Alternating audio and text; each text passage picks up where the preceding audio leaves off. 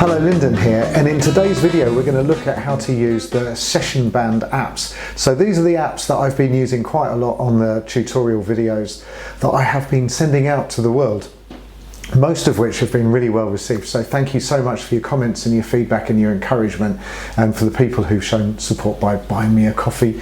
Really do appreciate that. So we're going to make a tutorial here about the SessionBand apps. They're absolutely fantastic. Unfortunately, they're only available for iPad. So if you haven't got an iPad, if you're on a tablet or you want to put one on your desktop, unfortunately you can't, not in the same way that they do it on iPad. So that's a bit of a shame, but I really like the SessionBands. I think it's worth getting an iPad for these apps alone. They're really good for practicing scales, practicing licks, practicing patterns, and you can also put chord charts together, and they have preloaded chord charts. They're absolutely fantastic. I can't really see what the downside is. If you hook them up to a speaker, then it makes all of your practice so much more interesting. So that's what this video is going to be about, how to work them and how to get the best out of them. So I'm going to move the camera around and show you my iPad.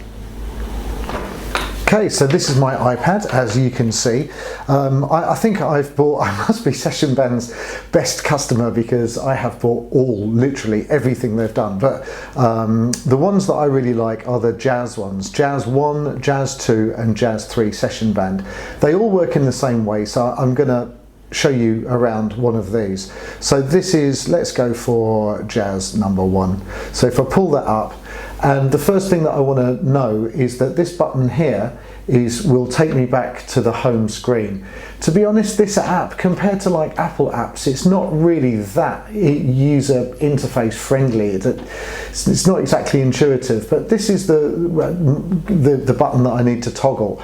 And down the left hand side, can you see that there's a load of different genres or styles of music? So you've got, in this case, ballad, 12/8, slow swing, medium swing, a couple of different speeds, bossa nova, shuffle, etc, etc. So what I can, and for each one of these genres, there are a load of demos which will change for each genre. So in the ballad feel, you've got all of these preloaded chord charts, and if I select one, which is demo 2, Autumn Leaf, so this is clearly the chord charts for Autumn Leaves, but I think they had some sort of copyright issue. And if I just press on play,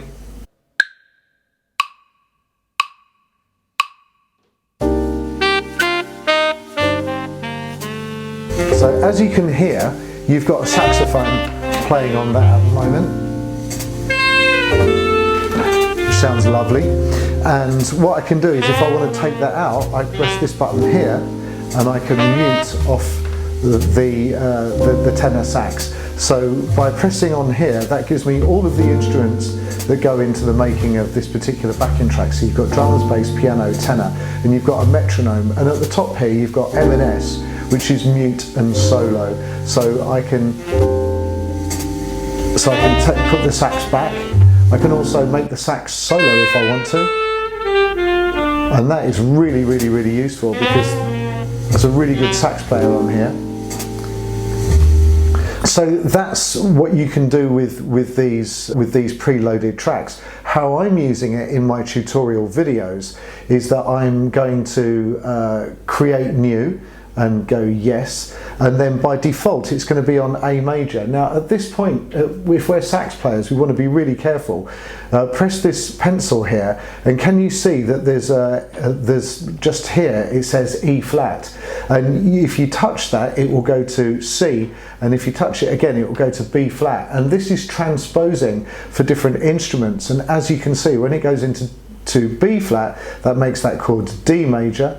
If it goes into E flat, that chord is now A major, and if it's C, then it's C major. And the sound isn't going to change, but the instruction for what you play is going to change depending on the instrument that you're using. So let's pretend that we're playing alto sax.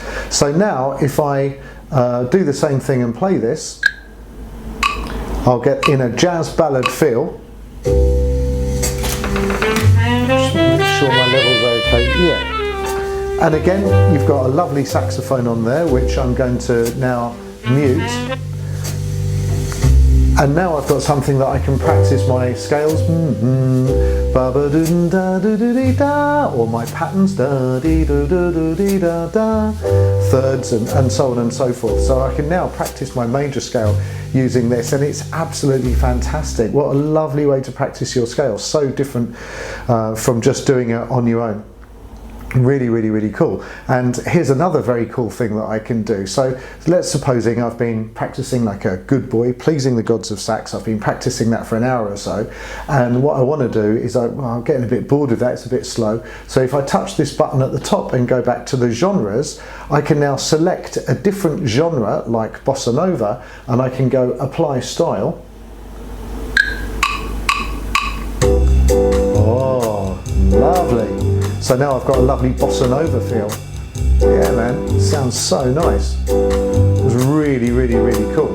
And I can change these feels to anything that I want to. So fast Latin, apply style.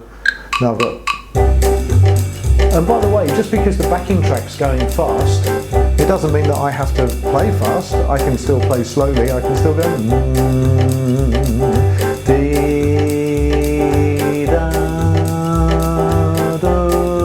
If I want to, that's absolutely fine. And so that's how I would practice. So if I go back to ballad feel, and I'm going to go apply style, and it's going to go nice and slowly again. And like I said, if I want to do this on my tenor, I just change the key. So change the E flat and put it into B flat, and it will tell me what chord I'll be on. And then also if I want to, so now I've practiced A major, and I think I should probably practice one of my other scales. All I need to do is to press this pencil down here, and these upward and downward pointy arrows, if I touch it once, it will go up a semitone, and it will go into B flat. Wait for it to come round, look. Oh, beautiful.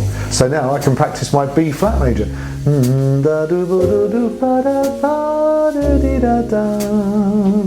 And again, if I press that one more time, now it's going to go into B major.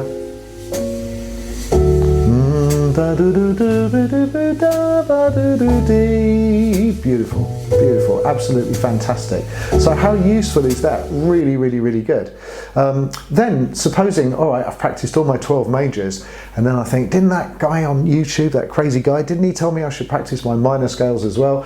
So all I need to do is to go into this pencil area again, and if I touch this red box, and I know that I've done the right thing when this grey cross comes up in the top left hand corner, and then can you see you've got two kind of scrolly things here.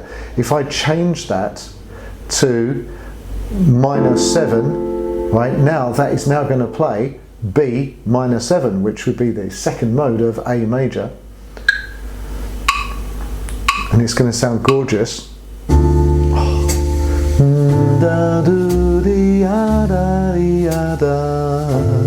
So now I can practice my minor scale on my minor chord.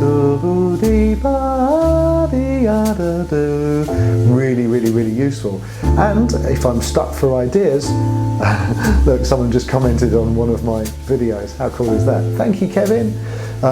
If I unmute the tenor, wow. Wow, beautiful. Listen to that.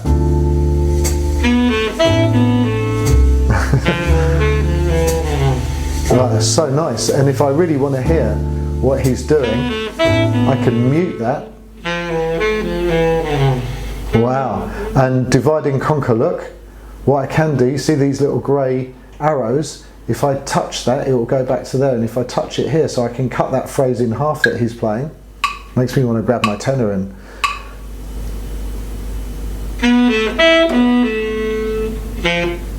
nice. And then I could do the same for the second half. Oh. Right. Bit of chromatic stuff going on there. So can you see how incredibly useful this is? And you can do that throughout all of the apps. There's a whole bunch of stuff, other stuff that you can do as well, and but I'm not going to go into that now because I don't want to make this video too long, just trying to keep it to the point.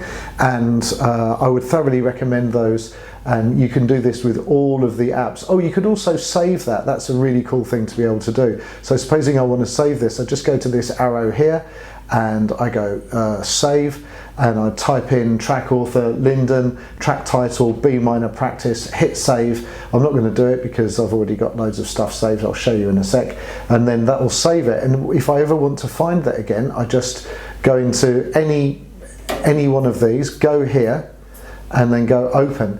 And look, this is all of the stuff that I've saved. I've saved 1-6-2-5s, just a 2-5 on its own, 2-5-1s going up in minor thirds. I've made all of these A minor, all 12 diminished, all 12 dominant. So these are really, really cool. These are things that I've created and saved for my own practice and for practicing with clients. All 12, all the modes of concert C. Is this just fantastic? Really, really, really good.